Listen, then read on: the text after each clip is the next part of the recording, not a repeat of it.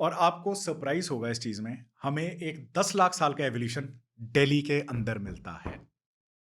और यहां से अगर हम गाड़ी उठा के जाएं, हम 20 मिनट में उस साइड पे पहुंच जाएंगे। कौन सी जगह है वो? मंगरबानी, फरीदाबाद रोड। अभी अभी एक्सकवेशन हुई है और वहां पे जो सुनील हैं, सुनील बहुत ही हेल्पफुल बंदे हैं, उनसे मेरी कॉन्स्टेंटली बात चल रही है कि वहां पे क्या हो रहा है, मैं उनसे अपडेट्स ले रहा हूं। तो एएसआई ने वहां पे टूल्स लिए हैं जो हैं 1.5 मिलियन, 15 लाख साल से 5 लाख साल के बीच में, continuous habitation of that place. ये मंगर फरीदाबाद रोड पे है? मंगर बानी जो फरीदाबाद रोड पे मंगर वन बोलते हैं जिसको, वहां पे हमें इतने सारे टूल्स मिले हैं कि अभी तक वो हमें टूल्स हम इकट्ठा नहीं कर पा रहे हैं। और अरावलीज, अभी यहां से गाड़ी उठा के जाएं, 1 घंटे के अंदर हम यहाँ के सबसे पुरानी केव पेंटिंग में पहुंच जाएंगे। ये मंगरबानी का जो है ये 15 लाख साल पुराना है। इसकी ऐसा एक्सकवेशन मत देखो, यहाँ पे हमें बहुत कुछ मिला है जिसके बारे में अभी हम बात करेंगे। यहाँ पे सीधा डालो मंगरबानी टूल्स डेटिंग। बानी मीन्स जंगल, मंगर इज दी, मंगर है या मंगेर है, प्रोनाउंसिएशन डिफरेंशिएट्स। अब इन्होंने 2 लाख से 5 लाख बोल दिए। ये एआई है, इनकी ऑफिशियल साइट पे जाओ, क्योंकि मेरी जब बात हुई थी उनसे तो वहां पे जब एक्सकवेशन हो रही थी, हाँ ये ही वीडियो है जो जब मेरी उनसे बात हो रही थी, मेरी उनसे बात हुई है 4 या 5 मई को, इंस्टाग्राम पे है। उन्होंने मुझे बोला कि सर 15 लाख साल पुराने हैं। Early human life during the lower Paleolithic age. Led by former ASI official S.B. Ota, the excavation uncovered tools likely used for butchering, scraping, and sharpening, showcasing the ingenuity of early Stone Age communities. Stone age culture जो सबसे पुरानी सभ्यता हम लोग मानते हैं हमारे देश की, तो उसकी हम लोग एक्सपर्टाइज रखते हैं, मैं और मेरा कॉलीग निहारिका। तो हम लोग उसी का ही हम लोग देखने पर्टिकुलरली आए थे। जब पहला 1-2 दिन के बाद जब हम इंटेंसिवली पूरा एरिया को देखना शुरू किए, पर्टिकुलरली जो ट्रैक्स, क्योंकि ऑलरेडी फॉरेस्ट है, बहुत सारे चीज़ एक्सपोज नहीं हुई है जो दबा पड़ी है। जहाँ जहाँ पर एक्सपोज हो रहा था जो फॉरेस्ट ट्रैक्स है, उसमें इतना बढ़िया जितना आप देख रहे हैं, इतना बढ़िया टूल्स मिली जो we are really overwhelmed. Once untouched and largely unexplored, the site now offers a vital link to prehistoric human activity in the region. In under a week, over 200 tools were found along forest trails and exposed patches. Daily finds ranged from 30 to 80 artifacts, with many more left behind due to their sheer abundance. हमारे को मतलब हमारी आंखें मतलब हम चौंक गए। कुछ दिन ऐसे थे कि 80 आर्टिफैक्ट्स मिल रहे थे। एक दिन हमें 80 से ज़्यादा मिले, एक दिन हमें 50 से ज़्यादा आर्टिफैक्ट्स मिले और सारे उठाए भी नहीं। कुछ दिन 30 मिले, 2 दिन ऐसे थे जो 30 मिले। अब तो मतलब 5-6 दिन सर्वे के बाद 200 से ज़्यादा आर्टिफैक्ट्स मिले हैं जो उन्होंने पिक किए हैं। तो बेसिकली ये जो मांगर बनी और उसके आसपास की जो पहाड़ी है, बंदवाड़ी की जो गुड़गांव डिस्ट्रिक्ट में आता है, और मांगर की, तो ये बहुत ही रिच पेलियोलिथिक साइट है। और जैसे सर बता रहे हैं कि ये 5 लाख से 2 लाख साल पुरानी साइट इनकी। तो बेसिकली ये वर्कशॉप थी जहाँ पे टूल्स बनाए जाते थे। अच्छा, यहाँ से बन करके जो है एक्सपोर्ट होते थे? Exactly, this was a workshop that we have discovered. और यहाँ पे इंटरेस्ट, तो यानी ये प्री हिस्टोरिक एरा से मेड इन इंडिया वेपन्स बन रहे हैं। हमारी मेड इन इंडिया वेपन्स की भी एक सीरीज चल रही है, तो वो प्री हिस्टोरिक एरा से जुड़ा हुआ है वो।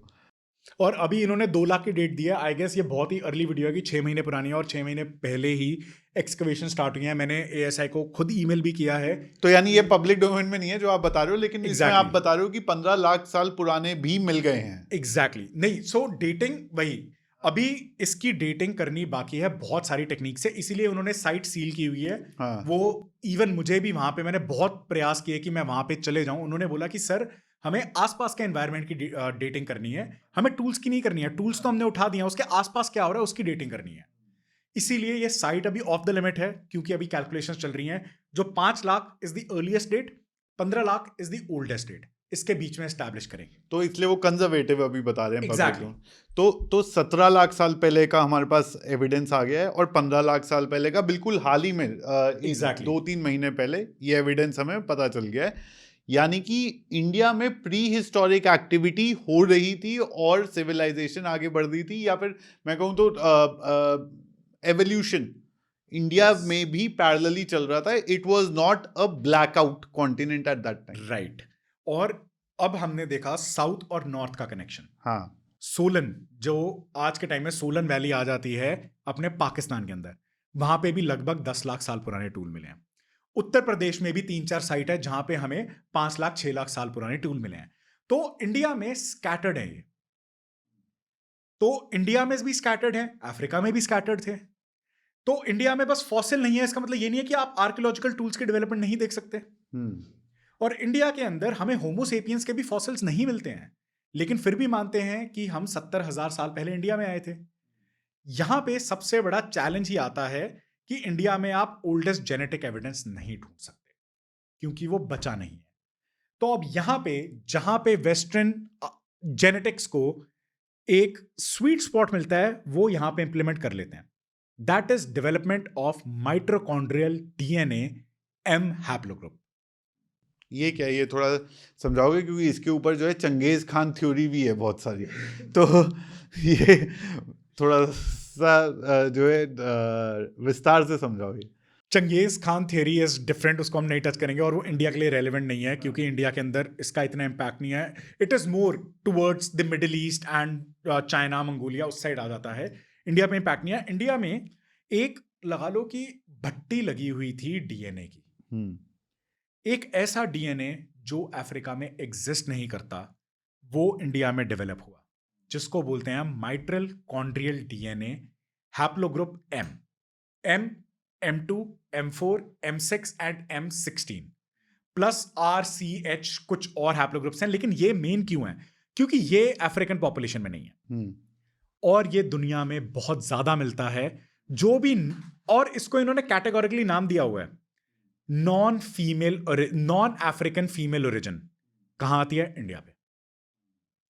इंडिया में ये डीएनए की development based on the diversity of the DNA, अब हमने कैलकुलेट की है कि 50,000 साल के, आज से 50,000 साल पहले ये डीएनए इंडिया में इवॉल्व हुआ और पूरी दुनिया में फैला.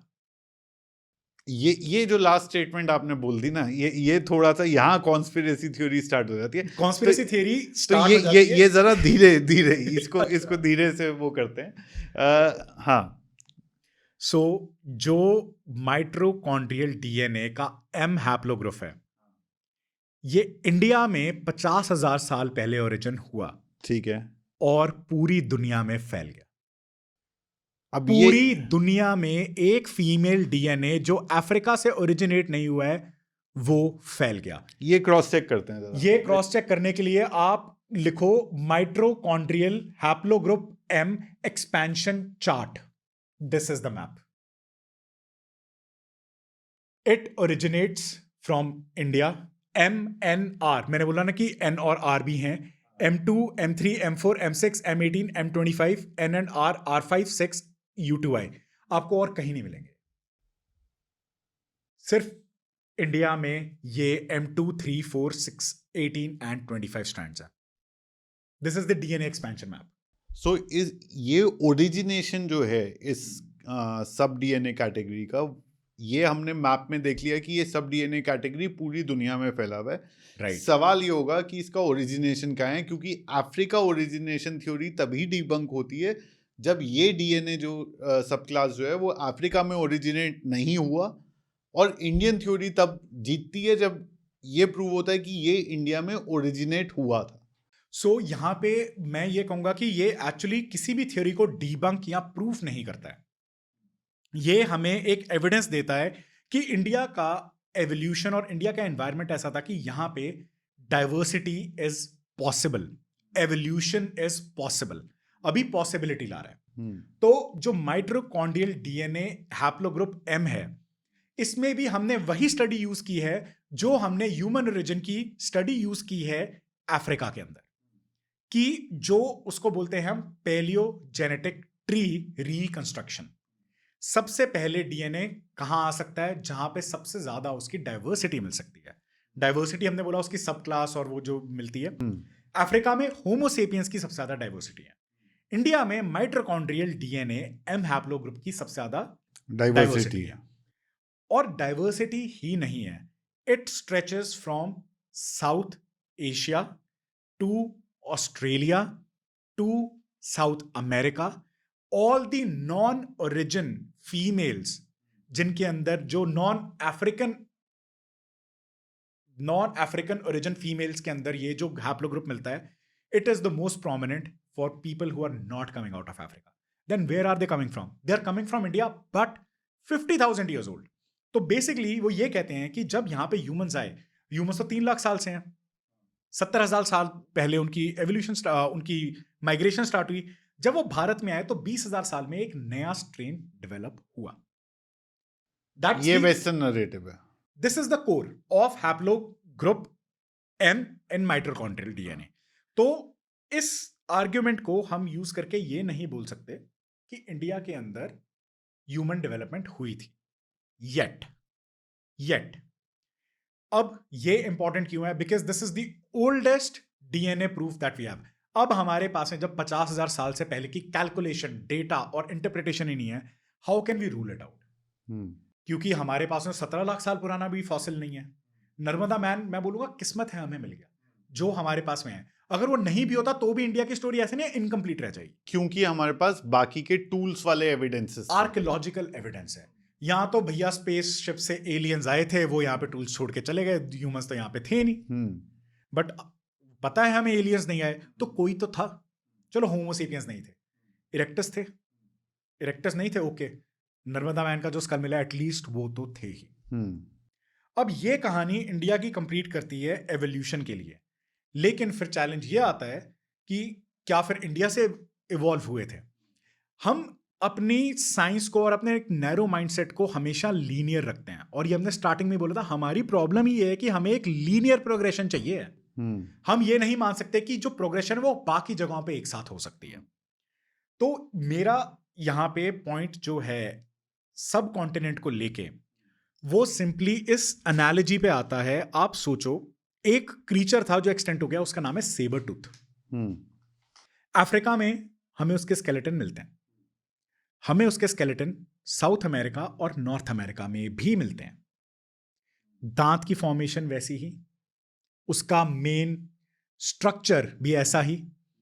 लेकिन अफ्रीका वाला सेबर टूथ कभी साउथ अमेरिका वाले को नहीं जानता था, साउथ अमेरिका वाला अफ्रीका को नहीं जानता था. इसका मतलब क्या है कि हमारे धरती के अंदर और हमारी एवोल्यूशन के अंदर, हमारे डीएनए के अंदर कैपेबिलिटी है कि वो 2 एलियन लोकेशंस में रह के बिना मिक्सअप हुए इंडिविजुअली सेम प्रोडक्ट बना सकता है. आप बोल सकते हो कि this is an exception. What about elephants? Asian elephant कभी भी अफ्रीकन एलिमेंट से जिंदगी में मिले नहीं है, जब तक हम दोनों को उठा के जू में ना डाल दें. इंडिविजुअलिस्टिक डेवलपमेंट हो रही है 2 एनिमल्स की with the same level of intelligence. हम एलिफेंट को एक इंटेलिजेंट जीन मानते, एक इंटेलिजेंट मैमल मानते हैं. Not as intelligent as human but intelligent. 2 intelligent species grow कर रहे हैं सेपरेटली. चलो ये तो हो गया स्पीशीज. हमें पता है कि जो बैट्स हैं वो ज्यादा क्लियरली देख नहीं पाते, वो एक सोनार टेक्नोलॉजी अपनी उनकी यूज करते हैं. उनके अंदर एक इंफ्रारेड सेंसर होता है जिससे वो अल्ट्रासोनिक सेंसर होता है, सोनार टाइप का, जिसको यूज करते हैं. Same goes for dolphins. India की गंगा की रिवर के अंदर डॉल्फिन्स हैं, दे हैव दैट सेंसर.